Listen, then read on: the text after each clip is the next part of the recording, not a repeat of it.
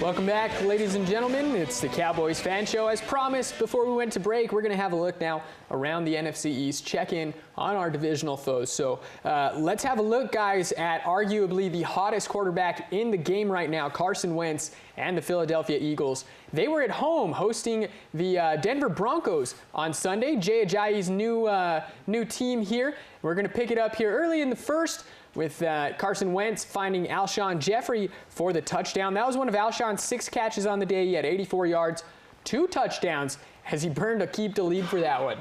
Yeah. Denver's not looking like the Week 2 Denver that we saw back in the day there. I mean, they had a lot of struggles on the day here. And Zach Ertz wasn't even in. Yeah, Brent Selleck there, the old school Philly tight end, making the grab there. Now we've got a 45-yard field goal attempt. That's going to split the uprights right down the middle. 10-3 is the score right now. Let me just give you these numbers, guys, because I feel like every week when I'm getting the stats for Carson Wentz, he's thrown 4 touchdowns. He was 15 for 27 in this one, 200 yards, 199 actually, and the 4 touchdowns. And here is going to be a turnover, almost taken back for 6 by that Philly D. And what's his name? Vance McDonald, isn't that the Broncos coach? Just wondering what happened. Broncos has a coach. Yeah, this was a tough one. I actually picked up Philly's defense in fantasy this week just because I didn't think that the Broncos were going to be able to do anything offensively. We've been talking about this week in, week out. The front 7 of the Eagles' defense are completely and totally underrated. They looked fantastic. I mean, really, in this game, other than some garbage time, they held the Broncos to absolutely nothing. Yeah, and it's 17-3 here. Philly's going to punt. Now, I did mention Jay Ajayi. You saw him there on that last play. His first game with his new team, he was traded there at the beginning of last week. He had 8 carries for 77 yards, even got in a touchdown there with his new team. There you can see the Broncos special teamer almost taking that one back. Would have been nice there for McKenzie. And we've got the field goal attempt coming up here for Denver. And that one just squeaks in. It would make it 17-6. You know, we're not going to show you the rest of the game because if we did, it would be nothing but Carson Wentz highlights. The Eagles would go on to win 51-23 on that formerly vaunted Denver defense, guys. Yeah, 51-23, and I think 14 of those points were garbage time. Like I said, I mean, they really, I mean, nine legitimate points scored against this Eagles defense. That front 7 is for real. This team they're coming to play this year. They're a good team. Definitely the biggest threat to the Cowboys in the division. In fact, I would actually flip that around and say Dallas is the biggest threat to Philadelphia because right now Philadelphia is sitting at 8-1. They are solely in that driver's seat. And as I said, Carson Wentz is arguably the best quarterback in the league right now. At this point in time, yeah. I mean, he's definitely in the MVP race. I mean, he looks fantastic. He's hard to bring down. We got him in 2 weeks, so, I mean, we're going to have to put our big boy pants on and just go and show them what we're all about, you know. And we're only down 2 games. I mean, we take this one in 2 weeks here. Yeah, the division race is up for grabs, in my opinion. So Carson Wentz threw 4 touchdowns. His team scored 51 points. Well, if you remember back just last year, the quarterback that was drafted ahead of him, Jared Goff, he also threw 4 touchdowns and went for 51 this week as well, and it just happened to be against the Giants. So let's have a look at it, Cowboys fans. As the Giants are at home here hosting the Los Angeles Rams. The aforementioned Jared Goff, he's just going to step up in the pocket and find his tight end there for the touchdown. Goff on the day completed only 14 passes. 4 of them went for touchdowns. 311 yards, guys, on 14 completions. 14. I mean, and if you notice in that first little clip there on that touchdown, he had all day, Tyler, all day. The Giants defense, which was supposed to be the strength of this team coming in, they're just not getting any pressure on anybody. Yeah, and that is going to prove to be a huge problem. As I said, the Rams would score 51 here today. Evan Ingram, that was one of his 4 catches on the day. He led the Giants in receiving with 70 yards, also had a touchdown. Let's see here on 3rd and goal. Eli drops back, and there it is.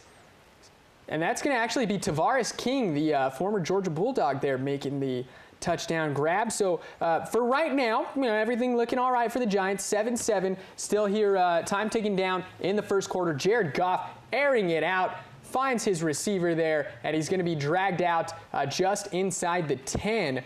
As far as the Rams, as I said, Jared Goff was on fire. Robert Woods in this one also had himself a huge game. He had 4 catches, 70 yards as well, but he had 2 touchdowns. This is one of them.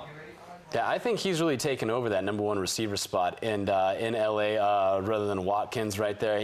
Woods comes in every week and produces. I mean, if you look at his guys' numbers, I actually picked him up off the waiver wire this week. So let me go ahead and do that now. Right, he's been super productive all year long. Guy looks good. I mean, obviously he's the favorite target of Goff, and those guys they're scoring some points out there in LA. So as good as Philadelphia is at 8-1, the Giants are equally as bad, sitting at 1-7. Eli in that game was 20 for 36, 220 yards. He did have 2 touchdowns, and in true Eli fashion, he had to add another interception to go along with those 2 touchdowns. The Giants are so bad right now, guys. Yeah. They are a dumpster fire. I think that's the best way I can describe them Completely, at this totally. point in time right now. So, you know, Ben McAdoo, not doing so well. Ben McAdoo was stumped. I mean, he couldn't even answer questions this week. Yeah. I mean, they were like, "What happened?" He's like, "I don't know." It's like, well, were you getting a soda during the I mean, he just had 0 ideas, got 0 answers for this. And what's even more concerning than this is that defense they're just getting gouged. And how much? I mean, that's a lot of money that they've got invested in that defense right there. $256 million. $256 million, something like that. Not a lot of cap space left for those guys. So I mean, it's not like they're going to go out and they're going to sign some free agents to fix these problems or plug these holes right there. I mean, if I'm New York, I mean, really, and I apologize to the fans out there, the New York fans. I mean, I don't hate New York, but is it time to rebuild? Yes. I think you've got to start thinking draft, rebuild. I mean, think Cleveland Browns bad. Yeah, and you know, this was a question that I raised just a couple of weeks ago on this show right here, guys. Is it time to bench Eli Manning in the Big Apple? And it's like Cleveland Browns bad without the cap space. Like, they're in a lot of trouble, man. Yeah, but maybe it's time to bench Eli. They're definitely going to draft a quarterback next year. Maybe. I don't know if it's up to Ben McAdoo. Maybe not. You know? I don't know. I mean, at this point, you kind of got to consider just starting Eli from here on out. I mean, winning games is only going to hurt you at this point, realistically. I disagree. I mean, you got 53 guys on that roster that you've got to keep motivated for next year. You know what I mean? I think that you've got to start somewhere when you're rebuilding. You got to figure out what the core of your team is, and you got to go from there. And that's the problem is I have no idea what the core of this team is right now. I mean, granted, they've got a lot of injuries on offense. OBJ is going to be back next year. I mean, is he going to be the same player though? I don't know. And again, is he going to be starting with a new rookie quarterback under center that they don't have that connection with? I'm not sure. I mean, the defense could have been the strength of this team, but again, don't know. You know, I have no idea where they should start rebuilding, but is McAdoo on the hot seat? He should be. Yeah, I mean, I wouldn't even give him till the end of the season, but that's just me. Let's move along there from that dumpster fire up in New York, and we're going to move over to the Redskins. They were taking on the Seattle Seahawks this week. This one going down in Seattle. We're going to pick things up here late in the game. Doug Baldwin, he's just going to run just a little go route there. Russell Wilson finds him. That was actually a post going over the middle there. So Baldwin gets in for the touchdown. And that's going to put Seattle up here with about a minute and a half left to go. 14-10. Captain Kirk trying to engineer the comeback as he's going to find his receiver. Takes a lick there from Cam Chancellor. Cam Chancellor, probably the hardest hitting safety in the league right now. Yeah, and I was actually just saying that we need one of those. Yeah. We need one of those. Come wear the star there, Mr. Chancellor. Josh Doxson. He is aware on that play as he makes the laid out catch. Just a beautiful throw there from Kirk Cousins. Cousins completed 21 of 31 in this one, 247 yards. Didn't throw for any touchdowns. He did lose a fumble. And remember, guys, these Redskins, they have the best running back the best running back squad in the league. According to some of our viewers out there, I just want to tell you guys, that fat Rob that they like so much, Rob Kelly. He's so great. He ran the ball 14 times, and he gained 18 yards on those carries. Yeah, they still having issues with the run over there. Tyler obviously still mad about trying to get told by a fan that they have better running backs than we do. That is just not the case, guys. Just not the case at all. When your quarterback leads the team in rushing the majority of your weeks, just the things are bad. But, I mean, doesn't make him a bad team. I actually do think that Kirk Cousins is underrated. I have no idea why they haven't given that man a long-term contract. We just touched on it with the Giants. I don't think that they're really a threat in the division right now, but if you're going to start building on something and you're the Washington Redskins, I think you start molding that team around Kirk Cousins. 11 seconds left to go here.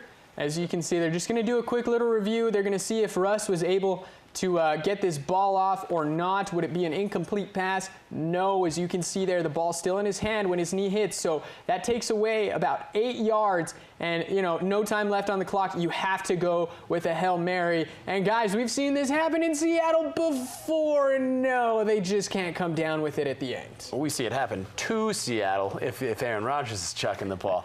But, no, I was actually totally rooting for Washington in this one. What? I was rooting for Washington in this one right here. The Eagles are going to keep winning games. Now, even if we beat them twice, I think they're going to keep beating other teams. Yeah. So they're going to the playoffs. We are also going to go to the playoffs. One of us is going to win that division. I honestly believe that one of us, other than the other, obviously, is vying for a wild card right there. I do believe that we are a playoff team. I think the Dallas Cowboys are a playoff caliber team right now. I think that we are going to be able to, I don't know about run the table, but we're going to win some games going forward. We fixed our issues. Everybody's healthy. As long as we stay that way, we're going to do really well. So, yeah, anybody else that's in that wild card race, I'm completely rooting against, and that's Seattle. Just being a Cowboys fan, I just, I don't typically say hate, but, man, I hate Washington. I do. I'm not going to lie. Adriel, let's get your thoughts on the division right quick. There's no contest right now. Dallas Cowboys are going to steamroll through this, what about the Eagles? Division. Eagles are 8-1. The Eagles are going to be there. I feel it. But if you ask me as of today, who would you take, Wentz or Dak? Oh, Dak. And there's only one name. It's going to be Dak. I like so when Wentz, it comes to the divisional rivalry, who is it going to be? Philadelphia? And that's the one thing I don't like about Carson Wentz is that he's such a nice guy. Because I hated Philadelphia. I mean, hate, before the season. And then we got, Howie Long, building schools and guys getting baptized in swimming pools. And Carson Wentz is just the nicest dude ever. And it's I hate that I can't hate Philly. So in case you guys don't already, go ahead and follow Scott Jeter on Instagram. He posts Man Crush Mondays of Carson Wentz. Whatever. In case you didn't know. He's a nice guy. But no, don't get me wrong. I still hate Philly. It just, it is what it is. Hashtag MCM Carson Wentz on Scott's Instagram. Go check it out for yourself. We're going to be right back, ladies and gentlemen. You're watching the Cowboys Fan Show.